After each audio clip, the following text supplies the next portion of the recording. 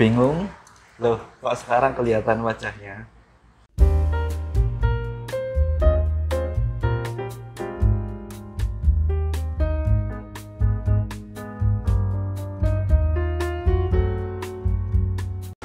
Nah, mungkin itu pertanyaan dalam pikiran kalian setelah melihat video ini. Karena biasanya kita melihat channel ini adalah pembahasan soal dan pembelajaran bersama. Tapi kali ini ada yang spesial, kita akan ngobrol santai. Mungkin sebelum kita ngobrol, lebih baik kita kenalan dulu. Ya, kenalan dulu. Saya Hartono. Mungkin itu aja, saya Hartono. Kenalan lebih lanjut, follow aja Instagram @suhar.hartono. Nah, karena pada kesempatan kali ini kita momennya spesial, ngobrol bareng. Kali ini saya nggak sendiri. Saya ditemani oleh teman saya dari pelajar Mustanid atau biasa dipanggil Kak Dwi. Ya. Sehat Kak Dwi? Alhamdulillah. Sehat ya. Kalau nggak sehat nggak jadi videonya. Nggak jadi ketemu di sini. Nggak jadi ketemu di sini kalau nggak sehat. Nah, beliau ini mungkin kalau kenal lebih lanjut sama ya, bisa di follow di Instagramnya Kak Dwi di @dwi_dwi_purnomo. Iya.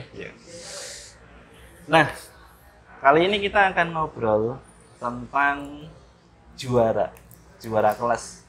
Lebih spesifik apa Kak Dwi? Menjadi orang-orang yang juara. Menjadi orang-orang juara. Atau mungkin kalau teman-teman mungkin di kelas posisinya itu juaranya pasti di tengah ataupun di Posisi bawah. tengah ataupun di bawah. Nggak pernah di atas. Nggak pernah di atas. Nah, ini kita akan bongkar bagaimana caranya mengambil tahta atau mengambil mahkota dari juara kelas. Ya Kak Dwi ya? Iya. Karena selama ini juara kelasnya pasti Orang itu terus. orang itu Biasanya terus. begitu. Nah, Biasanya begitu. biasanya orang-orang itu terus. Kalau enggak itu ya ini. Kalau enggak ini ya itu. Nah, mungkin langsung saja kita tanya-tanya ke Kak Dwi ini sebagai pembina ya di komunitas pelajar Mustanid. Ya, mungkin langsung aja kita tanya. Mungkin gini, Pak. Caranya gimana kita tadi mengambil mahkota dari juara kelas itu tadi. Ya. Jadi pada dasarnya gini ya. Kita sebagai seorang pelajar, saya juga pelajar kan gitu. Ya pernah ngalami yang namanya sekolah, kuliah gitu. Sama, kita juga orang-orang yang pelajar, sedang belajar semuanya. Walaupun mungkin secara pribadi saya tidak lagi di tempat bangku sekolah, tapi juga masih proses belajar. Nah, dalam belajar apalagi di sekolah ya, di kelas, kita itu tetap menginginkan atau akan menjadi sangat bahagia sekali kalau kita itu bisa menjadi juara kelas. Ya. Bisa menjadi juara kelas. Membanggakan ya. Ya, Apalagi juga itu kemudian ketika kita bisa menjadi juara kelas ini, orang tua kita akan bangga sekali. Sampai dicerita-ceritain. Gitu. Ya. Kadang-kadang itu bagi anak-anak yang alay itu apa namanya menjadi juara itu modal juga untuk dapat pacar, katanya begitu juga. Walaupun kita tidak merekomendasikan untuk pacaran gitu. Yeah. Nah, menjadi juara itu ya susah-susah gampang sih sebenarnya. Akan sangat susah sekali bagi kita itu yang kemudian selalu peringkatnya itu kalau mau di ranking, walaupun sekarang itu tidak ada ranking ya. Yeah. Itu di bawah, posisi di bawah. Misalnya satu kelas itu 36. Lah ternyata kita itu di posisi 12 yang terbawah. Nah, karena ada 12 yang terbawah, ada 12 yang di tengah, dan 12 yang atas. Nah, biasanya 1, 2, 3 itu ya orangnya itu terus. Jarang berubah. Apalagi anak SD itu. Kalau dulu saya ketika zaman SD itu, mulai dari kelas 1 SD sampai kelas 6. Iya itu terus. Benar. Itu terus. Nah, itu apa rahasianya? Padahal kita itu kan sekolah. Itu sekolahnya di tempat yang sama. Iya, tempat sama. Ruangannya sama. Mejanya sama. Gurunya sama. Bayarnya juga sama-sama bayar. Sama-sama bayar. Tapi hasilnya itu bisa beda. Tadi ada yang kemudian dia selalu di atas, ada yang di tengah dan di bawah. Nah, kita itu mungkin belum pernah merasakan yang di atas. Nah, itu sebenarnya Ada caranya, ada caranya, Ada caranya. ada kuncinya sebenarnya Oh, iya. ketika kita mau menjadi juara. Nah, yang pertama itu kita harus tahu aktivitasnya dulu, Mas. Aktivitas untuk jadi Aktivitas. juara. Aktivitas seorang pelajar. Aktivitas dalam belajar. Ya, kita harus paham dulu. Kenapa? Kalau kita itu tidak paham aktivitas sebagai seorang pelajar, mustahil kita itu menjadi juara. Atau Oh, iya. sangat sulit bahasanya begitu. Nah, Oke. jadi seorang pelajar itu punya aktivitas utama. Nah, pertanyaannya begini, kita itu sudah tahu belum aktivitas seorang pelajar? Nah, kira-kira apa, Mas? Aktivitas seorang pelajar. Apa ya? Belajar mungkin. Belajar itu salah satu tugas. Salah satu tugas ya. Salah satu tugas. Nah, aktivitas utama bagi seorang pelajar itu adalah berpikir. Berpikir. Ya, berpikir. Sebentar, kan tadi kan apa? Diajar guru yang sama. Betul. Terus dalam kelas yang sama. Kelas yang sama. Sekarang kan berpikir juga sama. Berpikir Semua juga sama. dalam kelas itu kan juga berpikir. Betul. Semua orang itu juga melakukan yang namanya aktivitas berpikir. Iya. Tetapi kita paham nggak apa itu arti dari berpikir? Apa itu makna dari berpikir? Berarti jelas definisinya dulu Definisinya ya. dulu. Definisi berpikir itu apa? Berpikir itu memang aktivitas utama bagi pelajar. Iya. Semuanya juga melakukan aktivitas berpikir. Mungkin. Tetapi setiap manusia itu memiliki perbedaan. Lah ini kita itu paham belum terkait dengan definisi berpikir. Itu aktivitas utama kita loh. Iya.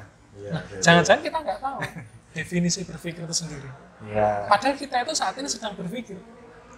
Kalian ya, para pelajar juga saat ini sedang berpikir. Berpikir apa? Berpikir tentang apa itu artinya berpikir. Iya nggak? Bingung. Iya nggak? Jadi saat ini ya kalian yang menyaksikan video ini juga sedang berpikir. Berpikir apa? Berpikir tentang apa itu artinya berpikir. Lah kan aneh ini. Iya. Seorang pelajar ya, kemudian aktivitas utama kita berpikir, tapi kita itu sebenarnya nggak paham itu berpikir. Lalu bagaimana kita bisa menjadi juara? Wong kita itu arti berpikir aja masih bingung. Bingung. Wah. Jadi kita harus clear dulu Mas ini masalah apa itu berpikir. Nah, jadi saya lanjut ya. Iya. Berpikir itu intinya adalah mengenali fakta Mengenali dengan fakta informasi sebelumnya. Dengan informasi. Ya, jadi informasi sebelumnya yang kita dapat terdahulu dan begitu. Ya mungkin beberapa menit ke belakang. Nah itu informasi sebelumnya. Nah dalam berpikir itu ada prasyaratnya. Prasyarat. Yaitu adalah 4 komponen yang ini wajib ada. Wajib. Berarti nggak boleh nggak ada ya? Wajib ada. Wajib. Oke. Nggak boleh nggak ada. Nggak boleh nggak ada. Hilang salah satu dari 4 komponen ini kita tidak bisa berpikir. Oh ya. Oke. Nah Apa saja? Keempat Apa ini saja? adalah itu yang pertama itu otak. Otak. Jadi adanya otak. Nah, ketika kemudian orang itu tidak punya otak, maka dia mati. Jelas. Nggak ada yang ngatur kan Nggak ada tubuhnya. ya. Artinya orang ketika nggak punya otak nggak mungkin bisa berpikir karena dia akan mati. Iya. Nah, yang kedua itu adalah panca indera. Panca indera. Nah, di sini saya sebutkan panca ya. Artinya semua indera yang kita miliki, bukan hanya salah satu indera. Nah, kesemuanya yaitu bisa mata, telinga, hidung, kemudian lidah ataupun peraba. Oke. Nah, yang ketiga itu adanya fakta. Fakta. Ya, fakta. Tentunya kalau itu nggak ada faktanya kita susah juga berpikir. Atau objek mungkin ya? Objek. Objek. Ada Oke. faktanya. Nah, kemudian yang keempat adalah informasi sebelumnya itu tadi. Informasi sebelumnya. Nah, ini yang digunakan untuk mengenali fakta tersebut. Jadi, berpikir itu adalah fakta. Ini kan fakta ini, Ya. Mas. Fakta yang kita indera. Kita menginderanya pakai mata, Mata, posisinya. ya. Ini fakta ya. Ini saya Fakta. contohkan ini. Ini fakta yang kita indera. Ya. Kita menggunakan indera mata. Kemudian ini ditransfer ke otak. Transfer ke otak. Dikirim ke otak kita dan di otak kita itu dikenali dengan informasi sebelumnya yang sudah kita dapat. Iya. Oke. Ini namanya kan kopi, ya, Kopi. karena kita sudah tahu ada tulisannya juga. Tadi saya sudah baca, sudah dapat informasi dan kita juga sudah dikasih tahu kalau ini kok Kopi. kopi. Maka kita bisa menjawab, bisa berpikir kalau ini namanya kok Kopi. kopi. Tapi kemudian andikan kita itu belum mendapatkan informasi sebelumnya, maka kita nggak bisa berpikir, Mas. Contohnya ini. Contoh, kasih contoh. Apa artinya ulun? Apa artinya ulun? Mungkin teman-teman bisa jawab. Apa artinya ulun? Saya nggak tahu kalau saya. Ini nggak tahu ya, jelas ya. Nggak tahu. Ini Mas Hartono ini nggak bisa berpikir tentang apa itu artinya ulun. Karena apa? Belum mendapatkan informasi sebelumnya. sebelumnya. Jadi beliau nggak bisa jawab. Nah, padahal ulun ini itu adalah sebenarnya adalah bahasa Banjar Kalimantan, bahasa Kalimantan yang itu artinya adalah saya. Iya, Saya. iya. Jadi kalau orang Kalimantan itu menyebut dirinya itu ulun gitu. Nah, kita kalau di sini kan aku, Iya. gue gitu kalau orang Jabodetabek kan Iya. gitu ya. Nah, kalau orang Kalimantan itu ulun.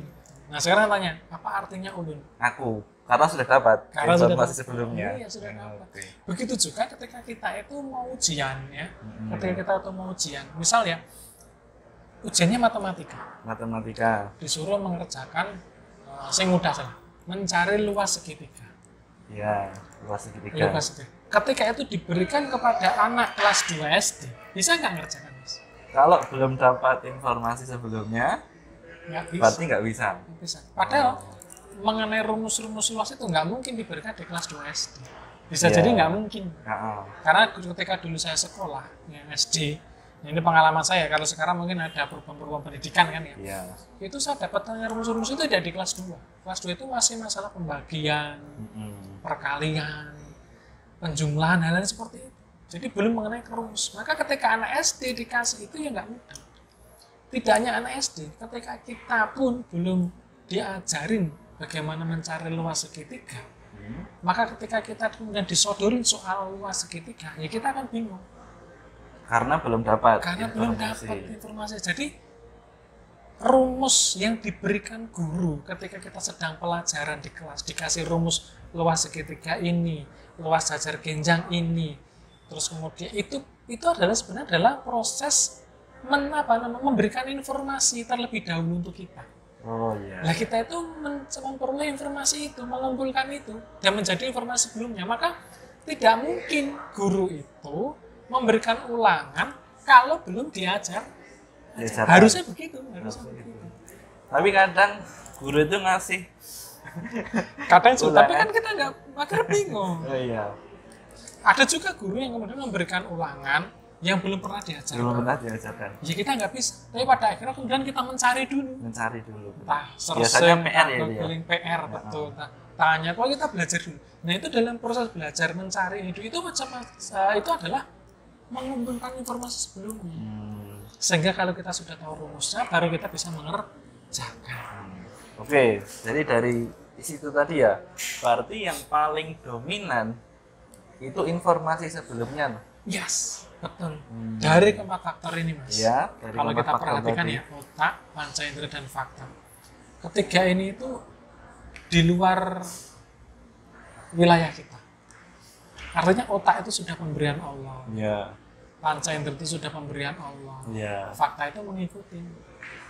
Nah, di area yang dikuasai oleh kita sebagai seorang individu pelajar, itu yang mencari informasi sebelumnya ini. Oh, berarti berlomba-lomba mencari informasi ya ini? Yes. Jadi perbedaannya, kenapa di kelas itu ada teman kita itu yang selalu juara, terus sementara kita itu di peringkat bawah, terus itu perbedaannya adalah di informasi sebelumnya antara kita dengan teman kita yang juara tadi, itu perbedaannya di situ, di informasi sebelumnya. Lah informasi yang dia peroleh itu lebih banyak dibandingkan kita. Maka ketika ujian, dia tuh mudah mengerjakan. Nah kita masih bingung ini gimana, kadang tengok kanan kiri. Kenapa? Karena kita tidak mengetahui informasi sebelumnya. Berarti kalau seperti itu, otomatis mengetahui informasi sebelumnya itu kan juga belajar. Yes. Oh, Nah iya, jadi mencari informasi sebelumnya itu hukumnya sekarang menjadi wajib. wajib. Karena maka- tadi pelajar tadi. Belajar kan. Maka kemudian yang namanya proses belajar, entah kita membaca, merangkum, mengerjakan dan lain sebagainya itu dalam rangka sebenarnya untuk apa? Mengumpulkan informasi sebelumnya sebanyak-banyaknya. Sehingga kemudian ketika kemudian ujian itu dimulai atau ujian itu tiba. Nah, ini kan sebentar lagi ini kan ujian PAS 1 ya. Iya. Penilaian akhir semester ini di bulan Desember ya ini. Ini sudah mulai mungkin sebagian sekolah sudah mulai. Nah, ini ketika ujian ini, ketika kita itu belum mendapatkan informasi sebelumnya atau barangkali sebenarnya sudah diajarkan, tapi kita nggak paham.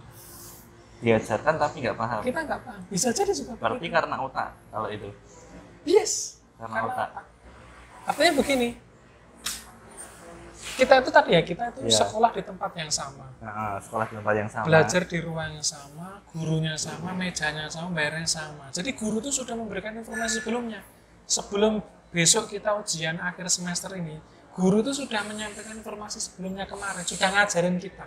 Cuman terkadang itu kita itu tidak bisa menangkap keseluruhan informasi itu, tidak bisa menangkap seluruh pelajaran yang disampaikan oleh guru kita.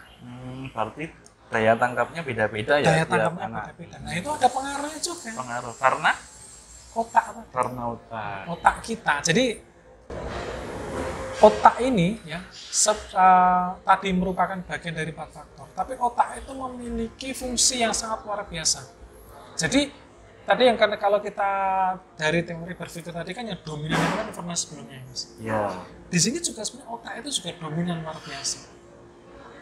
Ya. Dominan luar biasa. Nah, jadi otak itu adalah tempat untuk menyimpan data. Sehingga materi-materi yang diajarkan oleh guru kita, kemudian aktivitas kita membaca, menulis, merangkum, itu sebenarnya disimpannya di otak. Maka otak ini sangat penting sekali dan harus dijaga. Jadi otak itu ibarat kalau HP kita, komputer kita itu ya memorinya. Nah, pertanyaannya begini. Cara menjaga otak. Iya, memori itu bisa nggak jadi rusak? Oh, rusak. Bisa nggak Bisa, memori? bisa. Bisa nggak? Kan di dunia nggak ada yang abadi. Nggak ada yang Bisa rusak. Bisa nggak memori itu atau HP kita itu jadinya lemot? Bisa. Biasanya karena apa HP kita lemot atau laptop kita? Karena virus, file sampah, Sampah. virus. Virus file sampah. Betul sekali. Virus file. Lah otak kita itu sudah bisa begitu, Mas. Otak kita itu juga bisa lemot. Otak kita itu juga bisa rusak. Karena Karena apa? Karena otak kita itu prinsipnya itu sama seperti memori itu tadi, tempat menyimpan data. Kalau memorinya itu rusak karena virus tadi Ya. atau file-file sampah, maka dia akan lemot kan gitu. Akan lemot. Bisa jadi sampai rusak, hangus. Nah, Ya. begitu juga dengan manusia. Kalau otak kita itu kebanyakan virusnya, kebanyakan sampah, file-file sampahnya, ya kita akan lemot juga. Bahkan menjadi rusak. Nah, virusnya otak itu apa? Kan begitu pertanyaannya. ya, Virusnya otak itu kemudian apa? Nah, kita ambil contoh begini. Imam Syafi'i ketika dia mau setoran kepada gurunya, ternyata dia tidak sengaja itu melihat betisnya seorang perempuan, wanita muslim. Kemudian hafalannya hilang. hilang. Oh, iya. Artinya apa? Ilmu kita itu penyakitnya itu adalah maksiat. Jadi yang kemudian menghilangkan ilmu-ilmu kita itu ya kemaksiatan. Melihat sesuatu hal yang kemudian itu tidak boleh sebenarnya ditonton. Kalau tanda kutip dalam Islam itu larangan. Apa itu? Nah ini yang kemudian mungkin jarang disadari oleh para anak pelajar. Video porno, Mas. Nah, para pelajar kita itu sebenarnya ketika dia menonton video porno, itu secara tidak langsung dia itu perlahan-lahan merusak otaknya. Padahal banyak ya. Kalau Banyak. kita lihat di berita itu kan konsumsi video porno tuh anak-anak di bawah umur kan banyak. Banyak sekali. Banyak ya. Dan sudah mafhum bersama lah. Ketika kemudian HP kita itu sering diisi video-video itu kan membawa virus. Maka kemudian memori itu akan rusak. Lah otak kita juga begitu. Ketika kemudian kita konsumsi terus itu hal-hal yang seperti video porno, itu juga otak kita akan rusak. Minimalnya adalah lemot. Iya. Lemot. Jadi tontonan itu mengganggu proses kita untuk berpikir, mengganggu proses otak kita untuk mencari informasi yang lampau tadi, pelajaran-pelajaran yang sudah diajarkan guru kita itu hilang. Karena contohnya Imam Syafi'i sudah seperti itu. Maka sebenarnya kita itu juga sangat penting sekali untuk menjaga otak kita. Nah, di dalam Quran surat Al-Baqarah ayat 282 itu di ujung ayatnya itu ada seperti ini. Wattaqwallah wa yu'allimukumullah. Bertakwalah kamu kepada Allah, maka Allah itu akan memberikan pengajaran. Allah itu akan memberikan ilmu. Jadi barang siapa yang bertakwa, Allah itu akan memberikan kemudahan dalam belajar. Allah itu akan memberikan ilmu. Kenapa? Karena ketika kita itu menjadi hamba-hamba yang bertakwa, tidak bermaksiat. Karena banyak ayat-ayat dalam Al-Quran itu yang menyampaikan tentang hal-hal tentang takwa. Tapi sebenarnya poinnya itu dua. Ketakwaan itu apa? Menjalankan perintah Allah dan menjauhi larangan Allah. Nah, menjauhi larangan Allah ini apa? Ya jangan maksiat. Ya jangan nonton video porno, apalagi sampai kemudian pakai konsumsi obat-obat terlarang. Itu berbahaya juga. Apalagi jadi pelaku ya. Apalagi malah jadi pelakunya. Nah, Itu sangat luar biasa sekali. Jadi kondisi sekarang itu menjadikan apa? Menjadikan para pelajar itu menjadi bodoh. Maka kita harus tahu sebagai seorang pelajar itu harus tahu aktivitas utama kita, apa itu makna berpikir, sehingga kemudian kita itu bisa menjadi pelajar-pelajar yang cerdas. Tidak hanya cerdas, mustanir. Seperti pelajar mustanir. Seperti pelajar mustanir. Mustanir itu cemerlang. Artinya pemuda yang kemudian tidak hanya pintar, tetapi dia itu juga bisa mampu menyelesaikan problem-problem yang ada. Minimal masalahnya dia sendiri. Apa itu? Ya, sekolah itu jangan nilainya jelek. Sekolah itu yang harus pintar. Sekolah itu harus juara. Kenapa kalau juara? Ya diri kita sendiri juga senang, ya, orang tua atau keluarga kita juga senang. Dan artinya juga menandakan bahwa kita itu dalam belajarnya juga sukses. Jadi tidak hanya sekedar seperti saya sekolah, dapat ijazah. Ijazah itu hanya menandakan kita itu pernah sekolah, tapi tidak menandakan kita itu menjadi pinter. Nah maka, ya ayolah, kalau saya sebagai pelajar juga, walaupun misalnya sudah lanjut ya, tapi saya juga memotivasi pada para anak-anak pelajar, utamanya SMP, SMA, itu jagalah otak kita, dijaga otaknya, dan rajin-rajinlah banyak-banyaklah mencari informasi sebelumnya. Kuncinya itu ya, Kuncinya merawat otak dan otak, mencari informasi sebelumnya. Kuncinya itu. Walaupun 4 faktor ini semuanya itu penting, tapi 2 ini yang terpenting. 2 ini yang terpenting. Nah, jadi jaga otak kita, jangan bermaksiat, cari informasi sebelumnya yang banyak. Wattaqwallah wa yu'allimukumullah. Bertakwalah kamu kepada Allah, maka Allah itu akan memberikan ilmu. Kita dimudahkan untuk belajar dan menjadi orang pintar juga. Nah itu mas, kuncinya itu di situ. Jadi kalau kita memahami ini ya, paham terkait dengan ini, kemudian kita tahu sebenarnya aktivitas berpikir itu seperti apa, insya Allah kalau kita itu sungguh-sungguh, insya Allah kita juga bisa jadi juara. Walaupun juara itu bukan tujuan utama sebenarnya, tetapi kalau kita bisa menjadi juara itu ya alangkah kemudian bahagianya kita dan bahagianya orang tua kita. Karena membahagiakan orang tua itu juga pahala. Clear ya? Clear ya mas ya? Clear. Jadi itu harus tadi clear. ya. Cara untuk merebut mahkota dari juara kelas, yaitu tadi merawat otak dan memperbaiki sebanyak-banyaknya. Oke, ini kita akhiri sampai di sini. Kita ketemu lagi di pembahasan berikutnya di ngobrol santai ya, ngobrol santai dengan tema-tema yang menarik tentunya untuk pemuda, apalagi untuk pelajar, dan mungkin akan nyangkut ke pendidikan juga ya. Yes, ya pendidikan juga.